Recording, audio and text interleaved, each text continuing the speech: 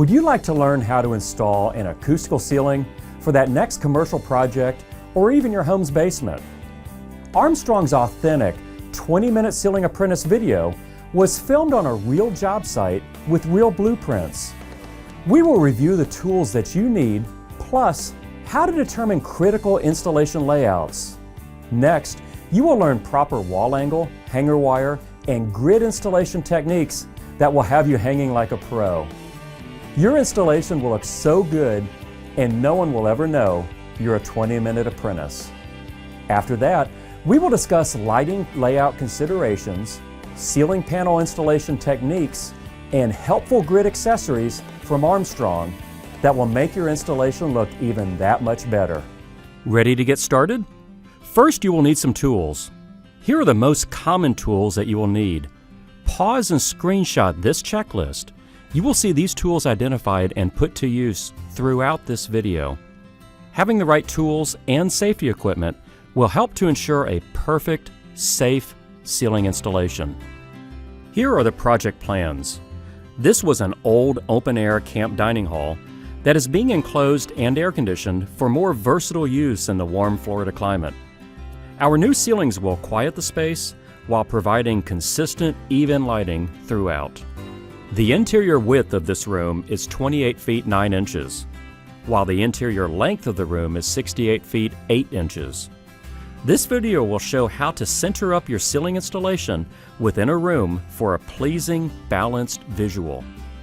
The architect may have grid layout recommendations in their plans, like main runners lined up at center of column, mullions, etc. This is important to check before your installation.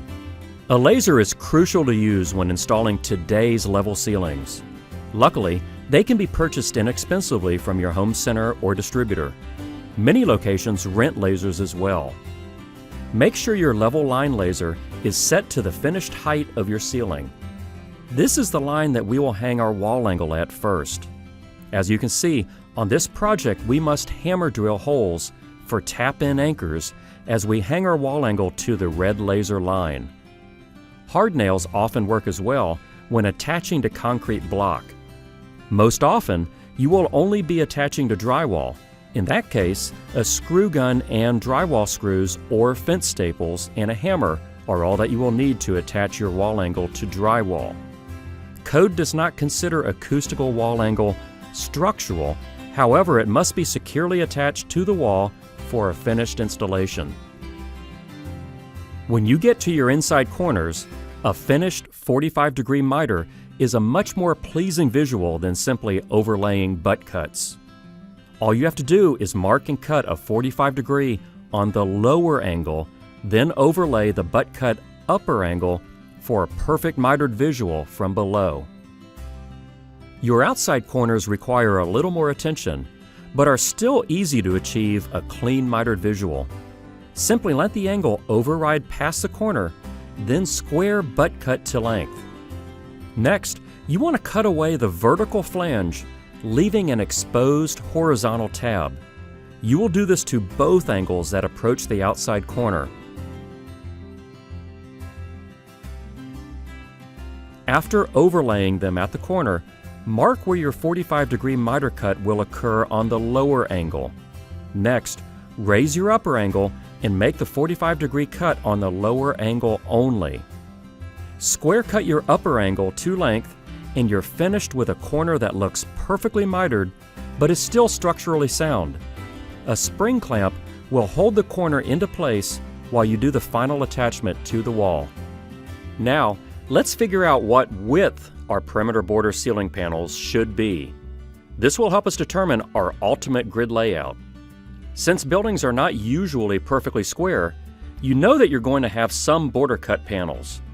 The most pleasing visual is achieved when your border panels are no less than 10 inches wide and the opposite wall has the exact same size border panel, achieving proper room balance. We're going to use the handy Construction Master Pro calculator app, but a regular calculator will work as well. If our room is 28 feet 9 inches wide, let's figure on installing 26 feet of full-size 2x2 ceiling panels. That leaves 2 feet 9 inches of panels for our borders.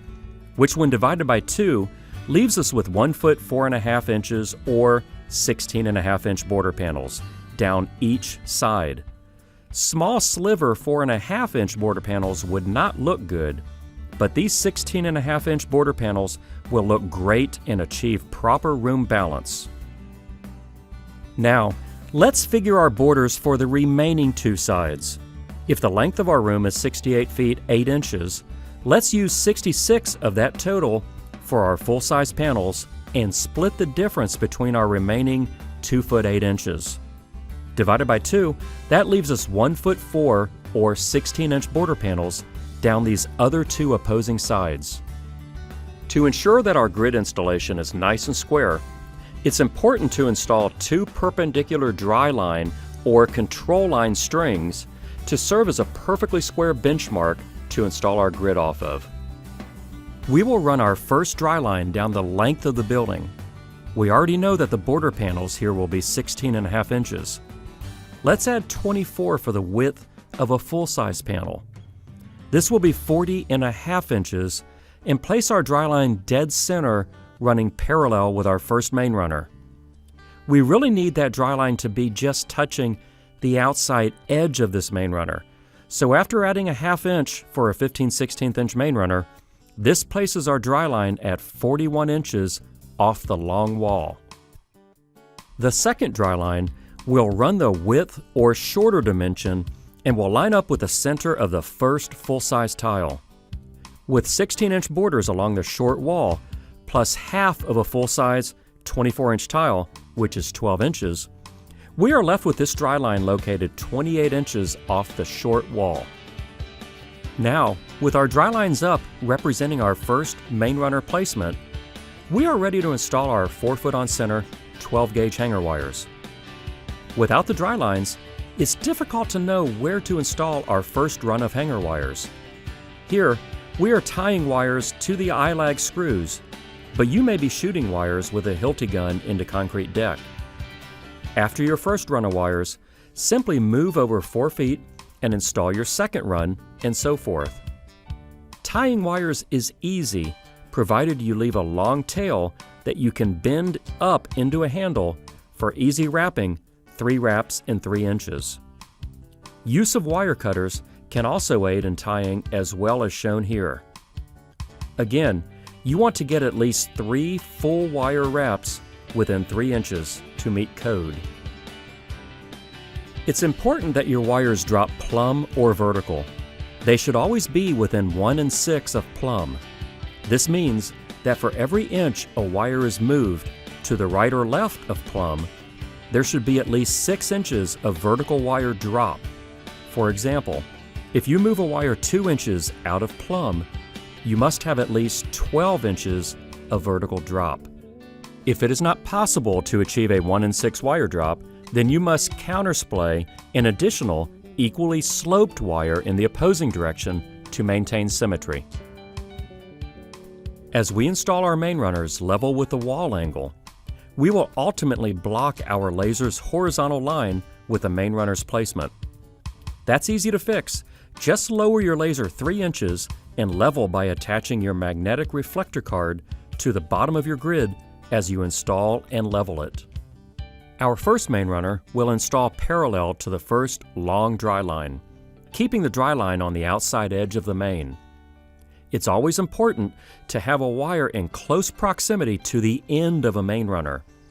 Counting back from where we want our first main runner to end, it will be 8 feet plus 1 foot for a total of 9 feet back to the dry line intersection. Here we are putting a tape at our last wire location for the main runner splice, which will be your strongest install. We are measuring back 9 feet and marking the route hole that our perpendicular dry line intersection will pass under. From this dry line intersecting location that we marked, we will measure back 28 inches, which represents from the wall to the dry line intersection. Here we will cut the main. This is important. We will repeat measuring from the dry line to the wall for each 4 foot on center starting main runner that we install. After that, Mains will continue on as full-size main runners that always end within 3 inches of a hanger wire location. Notice here how our perfectly measured main runner has a hanger wire hole within 3 inches of the main beam splice.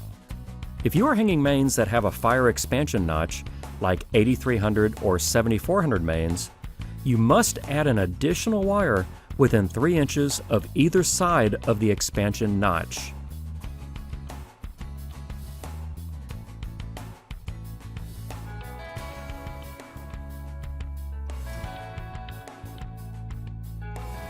Notice how the grid is being leveled to the laser card every time a wire is attached. Again, remember to measure back from the dry line and cut your other starting main runners like you did the first one. Each starting main runner should have the same cross T route hole passing directly over the short dimension dry line. Without this preparation, your cross T's would never visually line up straight. Let's install the 4-foot cross T's with the first T spaced 16 inches off of our parallel starting wall. All other 4-foot cross T's are then 24 inches on center. Once you hear the positive click, you know that the T has engaged the route hole.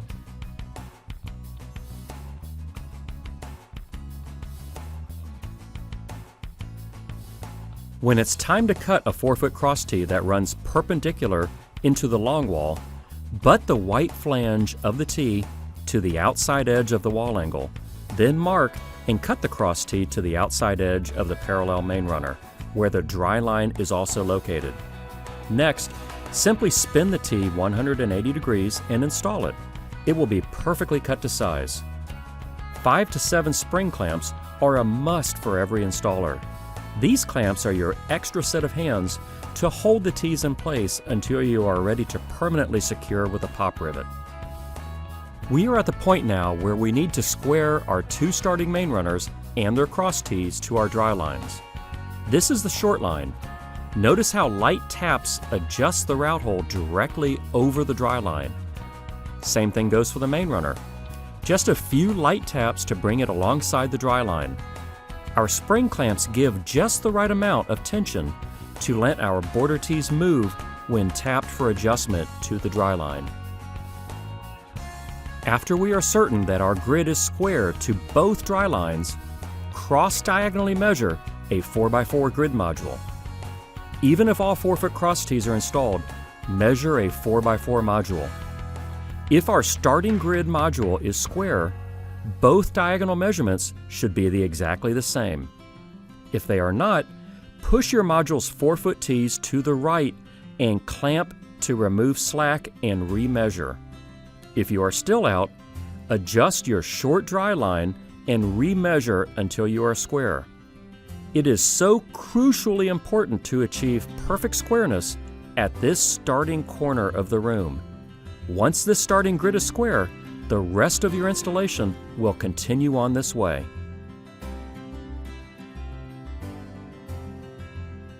Now that you are square, let's permanently keep it that way by pop riveting our grid to the wall angle on these 2 perpendicular starting walls.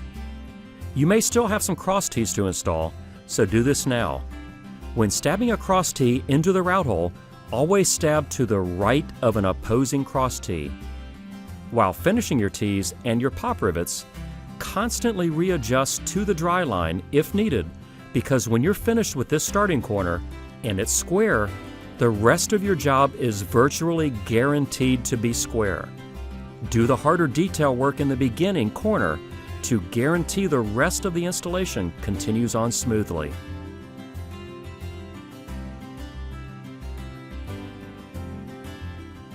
If you are not allowed to show exposed pop rivets, or you have 9/16 inch narrow profile grid on your project, consider the GCWA or grip clip wall attachment clip. When tapped into place behind the wall angle, the GCWA has teeth that bite into the grid after squeezed with pliers, or screw holes for screw attachment. Either way, you're locked and secure. Now that our starting corner is complete, let's finish tying any remaining wires and move on.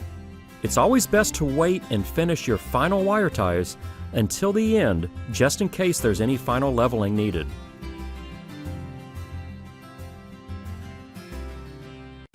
Since we're talking wires here, this little accessory is a great one to have as well. If you need to splice new wires into older existing wires, like on a renovation project, or you simply need to fabricate a 20-foot wire, the WS12 is the way to go.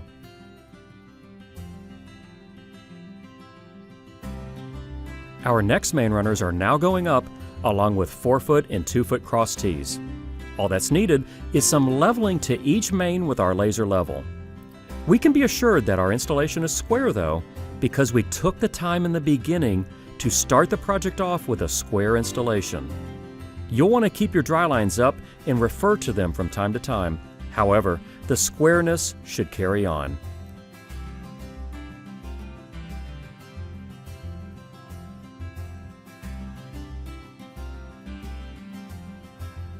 When it comes time to splice two 12-foot main runners end to end, simply stab to the right of the opposing main runner. When you hear a click, your connection is tight and locked with over 300 pounds of pull-out resistance. How do you take main runners apart? It's real easy. Just grab the slotted screwdriver and bend your pocket tabs on either side of the main out 90 degrees. When you are ready to splice them back together, simply bend the tabs back into place and stab them together again for the same tight connection as before. Our grid installation is really starting to take shape, with mains and tees expanding exponentially in two directions. We talked about the strength of the main splice and its removability, but what about the cross tees? Well, once engaged tee to tee, it will take 300 pounds to pull them apart. How do you disengage cross tees? With a flathead screwdriver, depress the cross tees' outward locking tabs on both sides of an intersection. With two hands, rotate the main beam away from you. Then, disengage the cross tee you are trying to remove upward. Here's a real-life example. Here we are pushing the locking tabs on both sides. Now comes the rotation of the main runner. Before reinstalling, just bend the locking tab back out at a 45-degree angle. Our main runners have come to the end of our 68-foot building run. How do we accurately cut a main runner to size at the opposing wall? Just butt the end of the main to the wall upside down. Then cut back as far as the pocket tab on the main runner above you. Next, rotate your cut main 180 degrees and reinstall. Okay, we've reviewed dry line and hanger wire installation, then main runner installation, followed by 4-foot and 2-foot cross tee installation. Let's talk about light fixture layouts. The architectural plans had our 2x4 lights running north and south on the plans, which means we were supporting the 2-foot ends of the fixtures on the main runners, which is as it should be. What if light fixture direction changes within a room after the grid has been installed? This would only place one side of the light fixture on a main instead of the required two sides. In this case, a 4-foot cross tee must bridge perpendicularly the other two 4-foot cross tees. These bridging cross tees must now act as main runners and have the same carrying capability as the main runner. Refer to your grid's data page to determine which 4-foot cross tee matches your main runner's load carrying capacity for bridge tee installations. Here we are installing a 4-foot cross tee to create our 4-foot module. This 4-foot bridging tee must match the other two perpendicular 4-foot tees in main beam carrying capacity. We are followed by a single 2-foot cross tee to create our 2x2 ceiling panel openings. Here you see the wire-supported main on the left and the bridging tee on the right. Let's talk about staggered or off-module grid installations. When installing a light fixture with unopposed cross tees, or the newly popular staggered module installations, you need to lock unopposed tees into place. For this, use the STAC clip, which takes the place of an opposing cross tee while securing the single tee tight in the module. A pop rivet holds the module and T tight in even seismic areas. If you're having to install custom-sized Ts or modules where a cross-T route hole does not exist, cut the tabs off your T or use a scrap piece of main runner and rest it up in the module where you need it to be. After clamping in place, use a GC3W or grip clip 3-way. This handy clip allows placement of a fabricated T where a cross-T route hole does not exist. It can either be secured by activating the locking barbs with pliers or screws in a screw gun. Either way, your job fabricated T is secure and ready to receive a light fixture or air diffuser.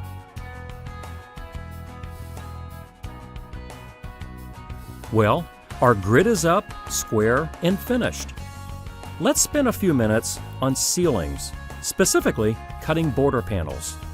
For a square edge border panel, butt your tape to the wall and measure to the inside edge of the grid for your measurement. Dragging the end of your tape along the face of the panel is a great way to transfer your measurement before cutting. It should take 2 to 3 cuts with a utility knife to make it through your panel.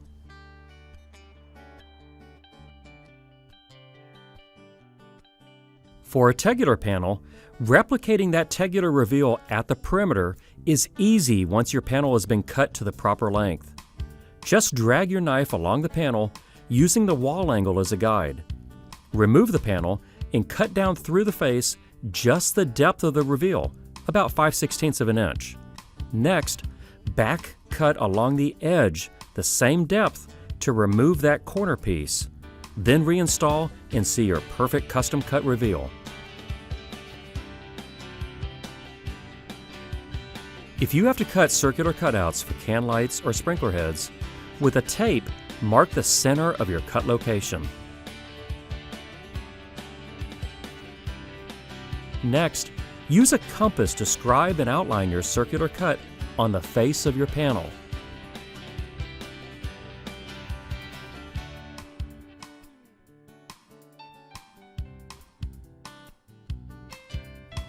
Using a keyhole saw, cut out your circle and you're ready for your fixture.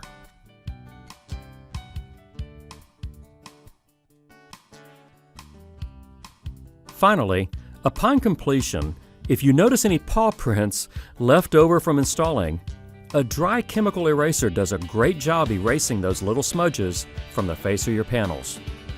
If you have a blemish that's a little bit more severe, Supercoat Sealing Touch-Up Paint is available from your local distributor for touching up those deeper gouges, etc.